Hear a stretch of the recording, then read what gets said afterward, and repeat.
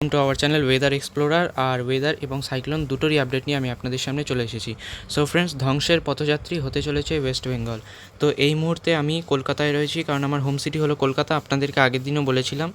আর এখন আপনারা দেখতে পাচ্ছেন বে অফ বেঙ্গলে, ঠিক সেন্ট্রাল বে অফ বেঙ্গলেতে একটা হালকা করে একটা নিম্নচাপ তৈরি হয়ে গেছে অলরেডি। আপনি দেখতে পাচ্ছেন এই মুহূর্তে সেই নিম্নচাপটি আগামীকাল কিন্তু সাইক্লোনিক স্টর্মেতে রূপান্তরিত হতে চলেছে, তেমনটাই কিন্তু আবহাওয়াবিদদের অনুযায়ী খবর রয়েছে। গভীর নিম্নচাপেতে আগামীকাল পরিণত হতে চলেছে এবং শনিবার দিন কিন্তু এটি ঘূর্ণিঝড়েতে পরিণত হওয়ার আমরা সম্ভাবনা দেখতে পাচ্ছি। তো আগে আমি একটুখানি আজকের আপডেটটা বলে দিই।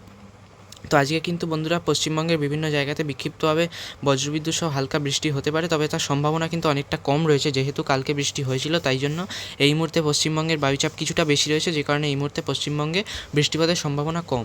তবে বন্ধুরা, আমি এবার চলে আসছি সাইক্লোনের আপডেটেতে। বাংলাদেশেতেও কিন্তু হালকা বৃষ্টিপাত হতে পারে, তারও কিন্তু একইভাবে সম্ভাবনা আজকে কিছুটা কম রয়েছে।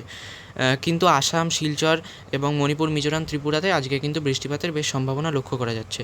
চলুন ফ্রেন্ডস, আমি স্যাটেলাইট মোডেতে গিয়ে আপনাদেরকে লাইভ দেখাই।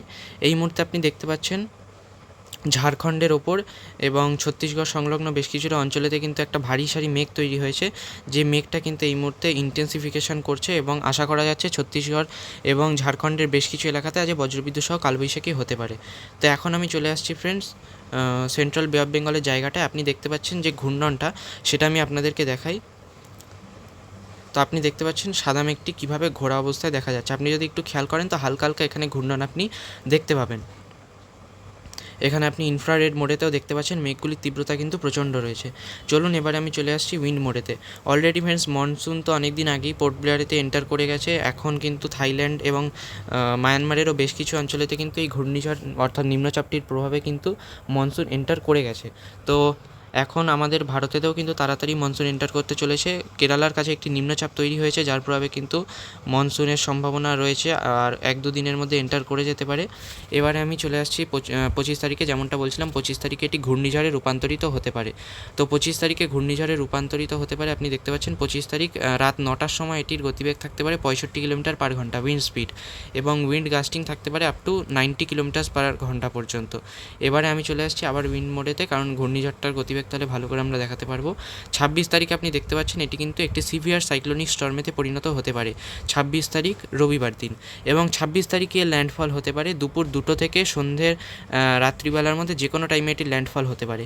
এই ঘূর্ণিঝড়টি যে অগ্রসর হওয়ার যে বেগটা, সামনে এগিয়ে যাওয়ার যে বেগটা, সেটা কিন্তু ধীরগতি সম্পন্ন, যে কারণে এটি কিন্তু বেশিক্ষণ ধরে ওয়েস্ট বেঙ্গলের ওপরে অবস্থান করতে চলেছে। আছড়ে পড়লে ওয়েস্ট বেঙ্গলের ওপরে বেশিক্ষণ ধরে অবস্থান করতে চলেছে। আছড়ে পড়ার সময় কিন্তু আমরা যেমনটা দেখতে পাচ্ছি ওয়েস্ট বেঙ্গলে অনেকটা অংশ সাইক্লোনের আইয়ের মধ্যে থাকতে পারে, যে কারণে কিন্তু ওয়েস্ট বেঙ্গলের বেশ উপকূলীয় অঞ্চলগুলিতে কিছুটা হাওয়ার বেগ কম থাকতে পারে সেই টাইমটাতে। আমাদের এটাই কিন্তু খবর রয়েছে।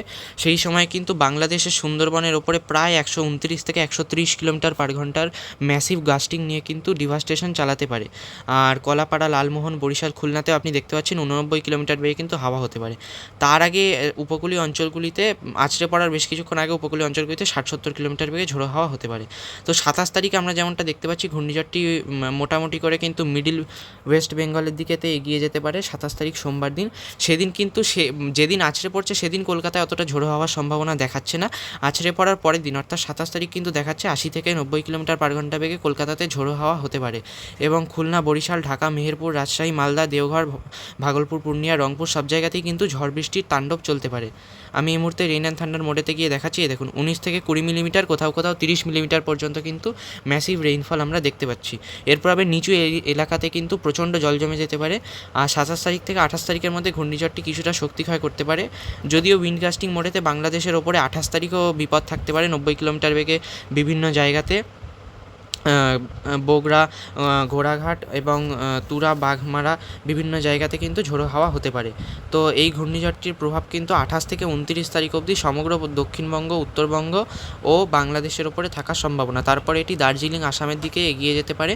তো এই মুহূর্তে কিন্তু ECMWF মোডে এটাই খবর। একবার আইকন মোডটা আপনাদেরকে দেখিয়ে দিচ্ছি, কারণ আইকন মোডেতেও একই রকমই খবর রয়েছে। তবে আইকন মোডেতে ল্যান্ডফলেশনের যে প্লেসটা রয়েছে সেটা একটু ওয়েস্টার্ন সাইডে দীঘার কাছাকাছি দেখাচ্ছে। আর ল্যান্ডফলেশনের সময় আইকন আইকন মোড়েতে গতিবেগটা একটু বেশি দেখাচ্ছে। আইকন মোড়েতে ল্যান্ডফলেশনের সময় দেখাচ্ছে 180 কিলোমিটার পার ঘন্টার এক্সট্রিমলি সিভিয়ার সাইক্লোনিক স্টর্মের গতিবেগেতে এটি ল্যান্ডফল করতে পারে। সেক্ষেত্রে কলকাতাতে ডিভাস্টেশনের পরিমাণটা আরও কিন্তু বেড়ে যেতে পারে।